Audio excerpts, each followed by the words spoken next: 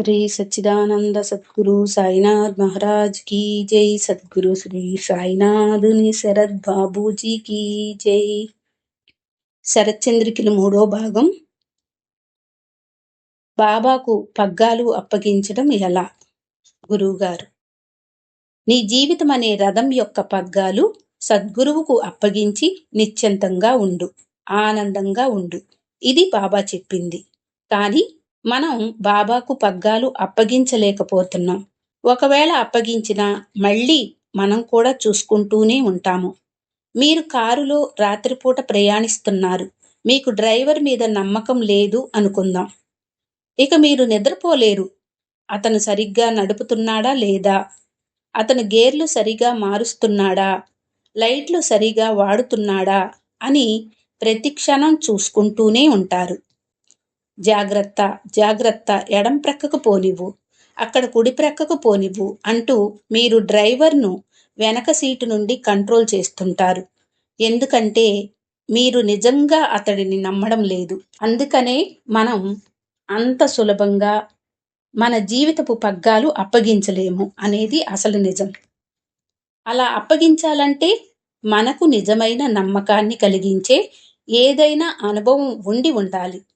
Driver ఎంత సమర్థుడో తెలియాలి. దానికోసం ముందు నమ్మకస్తుడైన డ్రైవర్ని చూసుకోవాలి. తర్వాత అతనికి బాధ్యతను అప్పగించి అతను ఎలా పనిచేస్తున్నాడో, మిగిలిన విషయాలను ఎలా నిర్వర్తిస్తున్నాడో చూడాలి.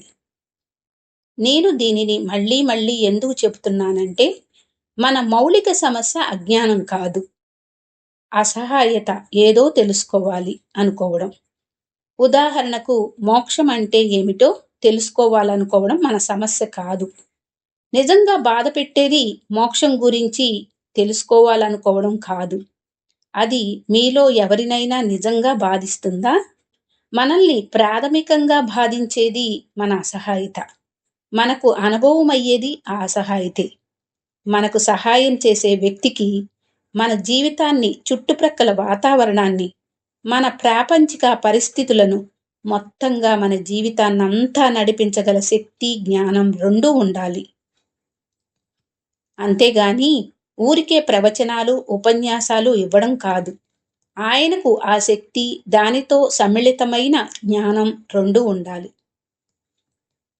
భక్తుడు: డ్రైవర్కు సద్గురువుకు పగ్గాలు అప్పగించడం ద్వారా నిజంగా అనుగ్రహం పొందగలమంటారా? గురువుగారు: అవును. ఎందుకంటే అప్పుడు మీరు డ్రైవరు సద్గురువు యొక్క శక్తి సామర్థ్యాలను ఉపయోగపెట్టుకోగలుగుతారు. ఆ విధంగా మీరు ఆయన శక్తిని అనుభవించగలుగుతారు. భక్తుడు: గురువుగారు, మన అసహాయతను గుర్తించిన ఆ క్షణం మనం అనుగ్రహాన్ని అనుభూతి చెందుతామా? గురువుగారు: నిజానికి నీకు ఆ గుర్తింపు కలిగినప్పుడే నువ్వు అసహాయుడువు అని కాదు. మిగతా సందర్భాలలో కూడా నువ్వు అసహాయుడుగానే ఉంటావు. బహుశా ఒక సందర్భములో కంటే ఇంకో సందర్భములో నువ్వు ఆ అసహాయతను కాస్త ఎక్కువగా గుర్తించగలుగుతావు.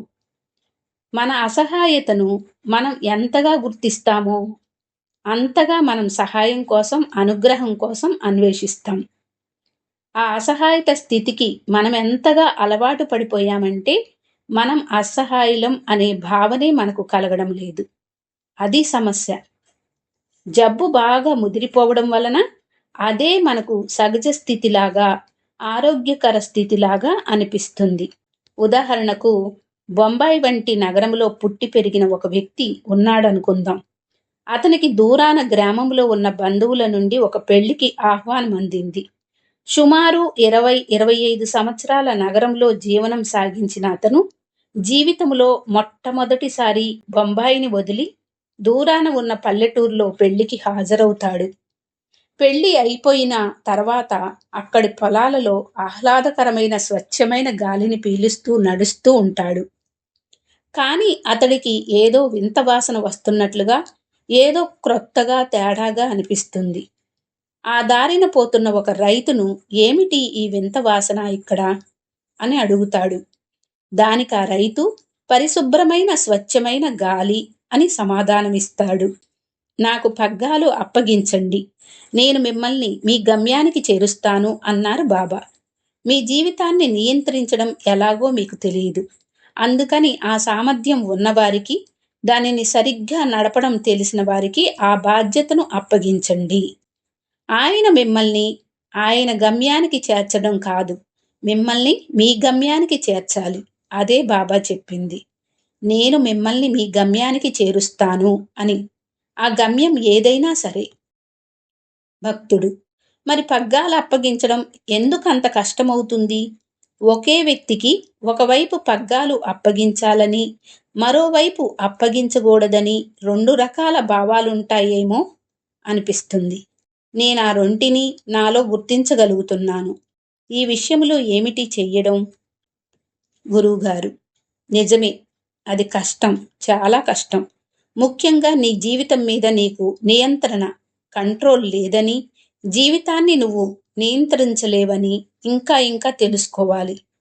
జీవితం మీద మనకు నియంత్రణ ఉంది అని మనం అనుకున్నంత కాలం ఇక మనం చెయ్యగలిగింది ఏమీ లేదని, పూర్తిగా వదిలిపెట్టే పరిస్థితి తలెత్తే వరకు మనం అలా ప్రయత్నిస్తూనే ఉండాలి.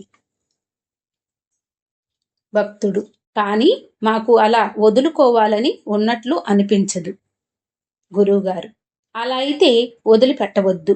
అయినా వదిలిపెట్టమని మిమ్మల్ని ఎవరూ బలవంతం పెట్టడం లేదు. ఎవరైనా వారు కోరుకున్నంత మాత్రాన వదిలిపెట్టలేరు. ఎందుకంటే అది వాళ్ళ వల్ల కాదు. వదిలిపెట్టాల్సిన పరిస్థితి వచ్చినప్పుడు వదిలిపెట్టడం తప్ప వారికి వేరే దారేదీ ఉండదు. భక్తుడు: జీవితాన్ని మా నియంత్రణలో పెట్టుకోవడంలో మేము విఫలం అవుతున్నప్పటికీ ఏదో ఒక రకంగా నిస్సహాయంగా ప్రయత్నిస్తూనే ఉంటాము. గురువుగారు: ఈ ప్రపంచంలో కోట్లాను కోట్ల ప్రజలు ప్రతి క్షణం అసహాయంగా ప్రయత్నిస్తూనే ఉన్నారు. మీరు సద్గురువు యొక్క సహాయం తీసుకొని ప్రయత్నించండి అని నేను అంటున్నాను. అక్కడ ఉన్న వ్యత్యాసం అదే. భక్తుడు: మాకు అవసరం ఉన్నప్పటికీ కూడా మేము సహాయాన్ని అర్థించలేకపోతున్నాము. ఎందుకని? ఇది చాలా మూర్ఖత్వంలా అనిపిస్తుంది. గురువుగారు: ఎందుకంటే మీకు అలా నేర్పారు. ముఖ్యంగా పాశ్చాత్య దేశాలలో సహాయం కోసం చూడవద్దు, స్వతంత్రంగా ఉండండి, మీకు మీరు సహాయం చేసుకోండి, మీరు అలా ఉండండి, ఇలా ఉండండి, మీ నిర్ణయాలు మీరే తీసుకోండి, పట్టుదలతో ఉండండి, దృఢ సంకల్పంతో ఉండండి, మీరు తీసుకున్న నిర్ణయాలకు కట్టుబడి ఉండండి, ఈ రకంగా చెప్తారు. ఇటువంటి విషయాలు నర్సరీ స్కూల్ స్థాయి నుండి మీకు బోధింపబడ్డాయి. అందుకనే ఇది బాగా తెలిసిన విషయంలా ఉంటుంది. సహాయాన్ని కోరడం అనేది మీకు తెలియని విషయం, అది సమస్య. సహాయం కోసం అన్వేషించడం అనే పద్ధతిని మీరు అలవాటు చేసుకోవాలి. భక్తుడు: నాకు తెలియదు అని ఒప్పుకోవడం చాలా కష్టమైన విషయం కదా? గురువుగారు: అవును, ఎవరికైనా వారి నిస్సహాయతను అంగీకరించడం చాలా కష్టమైన విషయం. అందుకనే ఎంచుకోవడం అనే అంశం ఎప్పుడూ వస్తుంటుంది. మన సద్గురువును మనం ఎన్నుకోవాలి. మనమే ఆయనను ఎన్నుకున్నాం, ఆ ఎంపిక మనదే. ఇలాంటివి ఈ విషయంలో కూడా మన వ్యక్తిత్వాన్ని నిలుపుకోవాలనుకుంటాము. సద్గురువును ఎంచుకోవడం వరకైనా మనకు మనం సహాయం చేసుకోగలమని అనుకుంటాము. కానీ నేను చెప్పేది ఏంటంటే, సద్గురువుని ఎన్నుకోవడం అనే విషయంలో కూడా నువ్వు నిస్సహాయ స్థితిలో ఉన్నావు. నిజంగా చూస్తే నువ్వే సద్గురువుచే ఎన్నుకోబడ్డావు. భక్తుడు: మీ అనుభవం కూడా అదేనా గురువుగారు? గురువుగారు: అవును, నేను బాబాను ఎంపిక చేసుకోలేదు. అలా బాబాను కాకుండా ఇంకెవరినీ ఎన్నుకోలేకపోయాను. అంతే. నేను బాబాను ఎంపిక చేసుకున్నాను అని ఏనాడు అనుకున్నట్లు నాకు గుర్తులేదు. భక్తుడు: పరివర్తన చెందడం అంటే నేను చెయ్యలేని చాలా విషయాలను గురించి ఒక్కొక్కటిగా మరింత తెలుసుకోవడం అనిపిస్తుంది. గురువుగారు: మీరు చెయ్యలేని, మీకు వల్ల కాని విషయాలను గురించి మీరు ఎంతగా తెలుసుకుంటారో అంతగా మీరు మీ నిస్సహాయతను గుర్తిస్తారు. అప్పుడు మీరు ఎంతగా సహాయం కోసం అన్వేషిస్తారో అంతగా సహాయం అందుతుంది. అప్పుడు మీరు దాన్ని ఆస్వాదిస్తారు, అనుభూతి చెందుతారు. అక్కడ 3 విషయాలున్నాయి: సహాయం కోసం చూడటం, సహాయాన్ని పొందడం, దానిని పొందినప్పుడు దాని విలువను గుర్తించి ఆస్వాదించడం. చాలామంది విషయంలో నేను గమనించింది ఏంటంటే, నేను వారిని కృతజ్ఞత లేనివారు అని అనను గాని, వారు కోరుకున్న సహాయాన్ని పొందినప్పుడు దాని విలువను గుర్తించి ఆస్వాదించే సామర్థ్యం వారికి ఉండదు. సహాయం కోసం నిజాయితీగా, నిష్కపటంగా, హృదయపూర్వకంగా అడగండి. అడిగిన తర్వాత సద్గురువును ఆయన పద్ధతిలో సహాయం చెయ్యనివ్వండి. నాకు ఈ పద్ధతిలోనే చెయ్యండి, ఆ విధంగా చెయ్యొద్దు అని నిర్బంధించవద్దు. మీరు నిజంగా సహాయాన్ని ఆశిస్తున్నట్లయితే ఎలా సహాయం చెయ్యాలో ఆయనకి తెలుసు అనే విషయాన్ని గుర్తుపెట్టుకోండి. మనం అడగటం అనేది బేషరతుగా ఉన్నప్పుడే అది నిజంగా సహాయం కోసం అర్థించడం అవుతుంది. మీకు సహాయం చేసేవారు సద్గురువు. అవ్యాజ్య ప్రేమతో సహాయం చేస్తున్నారు కాబట్టి ఆయనను మీరు బేషరతుగా సహాయం చెయ్యనివ్వండి. ఆయనకు గాని, ఆయన చేసే సహాయానికి గాని షరతులు పెట్టవద్దు. మీరే కాదు, అందరూ చేసేది అదే. చాలామంది అలానే చేస్తారు.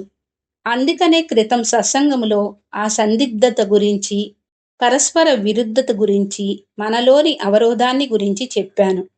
ఒక ప్రక్క మనకేమో సహాయం కావాలి, దానికోసమే మన ఏడుపంతా అని అనుకుంటూ ఉంటాము. కానీ అడగడానికి ఏదో అడ్డుపడుతూ ఉంటుంది. నేను చెప్పేది ఏంటంటే, సహాయం కోసం ఏడుస్తున్నారు, బాగానే ఉంది. కానీ సహాయం అందించినప్పుడు దానిని తీసుకోండి. మీకు సహాయం చేసే ఆ చెయ్యి మీ నుండి ఏమీ ఆశించడం లేదు. కేవలం ప్రేమతో, షరతులు లేని ప్రేమతో సహాయం చెయ్యాలని ప్రయత్నిస్తున్నారు. దానిని గుర్తించండి. ఆయనకు వేరే ఉద్దేశాలు ఆపాదించకండి. ఆయన నాకెందుకు సహాయం చేస్తున్నాడు? కారణం ఏమిటి? నేను ఆయన స్థానములో ఉంటే చేసేవాడిని కాదు. మరి ఆయన ఎందుకు చేస్తున్నాడు? ఏదో విషయం ఉండాలి. ఆ సహాయం తీసుకోకుండా ఆగితేనే మంచిదేమో. ముందు ఆయన ఎందుకు సహాయం చేస్తున్నారో నన్ను తెలుసుకోనివ్వండి. ఇప్పుడు నేను చెయ్యి అందిస్తాను. ఇలా మనల్ని మనం సంక్లిష్టంగా మార్చుకుంటూ మన జీవితాలను గడిపేస్తాం. కానీ ఇటువంటి పరిహాసాలకు సరిపడా సమయం లేదు. కాలం గడిచిపోతుంది. కాబట్టి హేతుబద్ధంగా, అర్థవంతంగా ఉండడానికి ప్రయత్నించండి. సందర్భానికి తగినట్లు నడుచుకోండి. ఆయన ఇష్టానుసారం మీకు సహాయం చేయడానికి పూర్తి అవకాశాన్ని ఇవ్వండి. ఆయన సాయం చేసే పద్ధతి మీకు నచ్చినా నచ్చకపోయినా ముందు ఆయనకు అవకాశం ఇవ్వండి. ఆయన మీకు సాయం చేస్తున్నట్లు అనిపించకపోతే సహాయం చేసే మరొకరి కోసం చూడండి. అయితే ఆ సహాయాన్ని పూర్తిగా అనుభవంలోనికి తెచ్చుకోకుండానే ఒక నిశ్చయానికి వచ్చి అభిప్రాయాలు ఏర్పరచుకొని నిర్ణయాలు చేస్తూ ఉండే మనసు పట్ల జాగ్రత్త వహించండి. గురువుగారు బాబా చాలా అద్భుతంగా చెప్పారు. ఈ ద్వారకామాయిలోనికి అడుగుపెట్టిన తక్షణం కర్మ నశిస్తుంది. ఇది ఇకపై నా బాధ్యత అని ఎంత చక్కగా చెప్పారో చూడండి. ద్వారకామాయిలోనికి అడుగు పెట్టడం అనంటే భౌతికంగా అడుగు పెట్టడం అని కాదు, ఆయన బిడ్డగా మారడమని ఆయన ఉద్దేశం. ఒక్కసారి పగ్గాలన్నీ బాబాకు అప్పగించిన తర్వాత ఇక అది ఆయన బాధ్యత. ఆ క్షణం నుండి మీకు కర్మంటూ ఏమీ లేదు. ఒకవేళ మంచో చెడ్డో ఏదైనా కర్మ ఉన్నప్పటికీ అది ఆయన బాధ్యత. భక్తుడు కానీ సద్గురువుకు మన జీవితాన్ని అప్పగించడం అంటే అది సిద్ధాంత రీత్యానో లేక మాటల వరకే పరిమితమైనదిగా ఉండకూడదు కదా. అది హృదయాంతరాలలో నుండి జరగాలి కదా. గురువుగారు పగ్గాలు అప్పగించడం అనేది మన వైపు నుండి జరిగే చర్య కాదు.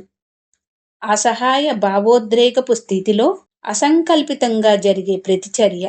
ఒక్కసారి నువ్వు బాబా ఇప్పుడు నాదంటూ ఏమీ లేదు, అంతా మీ చేతులలో పెడుతున్నాను, నువ్వే నడిపించాలి, నాకేమీ తెలియదు, అంతా మీ చేతుల్లోనే ఉంది అని బాబాతో చెప్పిన తర్వాత భావోద్రేకపూరితమైన ఆ దృఢ విశ్వాసం, సంపూర్ణ విశ్వాసం వచ్చాక ఆ క్షణం నుండి నువ్వు ఏం చేసినా అది ఆయన బాధ్యతే. భక్తుడు: కానీ అది నా చేతుల్లో లేనట్లు అనిపిస్తుంది. అది అనుగ్రహ విశేషంగా వస్తుందా? గురువుగారు: అవి రెండూ వేర్వేరు విషయాలు కాదు. అలాగని రెండూ వ్యతిరేకమైన విషయాలు కాదు. ఎందుకంటే నేను చెప్పిన మొదటిది పగ్గాలు అప్పగించడం అనేది మన వైపు నుండి జరిగే అసంకల్పితమైన ప్రతిచర్య. అది బహుశా అనుగ్రహం వల్ల వచ్చి ఉండవచ్చు. అది రెండు వైపులా నుండి జరగవచ్చు. అందులో అనుగ్రహము, ఆ అనుగ్రహానికి మన ప్రతిస్పందన రెండూ ఉంటాయి. భక్తుడు: సాయిబాబా తాత్వికపరమైన ప్రబోధాలు చేసేవారా? గురువుగారు: లేదు, ఆయన నుండి ఎవరూ అటువంటి వాటిని ఆశించలేదు. ఆయన దగ్గరకు వెళ్ళిన మరుక్షణం వాళ్ళు మహిమను చవిచూశారు. తమ అసహాయతను గుర్తించి బాబా సహాయం అర్థించి సహాయాన్ని పొందారు. ఆ సహాయం పొందే క్రమంలో వారికి బోధ కూడా అందేది. కాబట్టి మీరు చూసే ప్రతి లీల, ప్రతి సంఘటన, ప్రతి మహిమ, మీరు చదివే ప్రతి అనుభవం ఓ సందేశాన్ని తెలియజేస్తుంది. ఇతర మహాత్ముల వద్దకు వెళ్ళిన వారు వారి వద్ద నుండి ఆ బోధను ఆశించారు. వాళ్ళ వద్దకు వెళ్ళిన వెంటనే మాకు జ్ఞానాన్ని బోధించండి, బ్రహ్మం అంటే ఏమిటి, ఆత్మ అంటే ఏమిటి, ఇలాంటి విషయాలు అడిగేవారు. అందువల్ల ఆ మహాత్ములు వాటిని బోధించారు. బాబా సాన్నిధ్యములో పూర్ణమైన సంతృప్తిని పొందడం వలన బాబా వాచా బోధించలేదని ఎవరూ కొరతగా భావించలేదు. మన అసహాయతను తొలగించుకోవడానికి, మనం ఆనందానుభూతిని పొందడానికి బోధ అవసరమవుతుంది. కానీ బాబా సన్నిధిలో ఆనందానుభవం దానంతట అదే అనుభవమైనప్పుడు మిగతా వాటి అవసరం ఏముంటుంది? శ్రీ సచ్చిదానంద సద్గురు సాయినాథ్ మహారాజ్ కీ జై. సద్గురు శ్రీ సాయినాథుని శరత్ బాబూజీ కీ జై.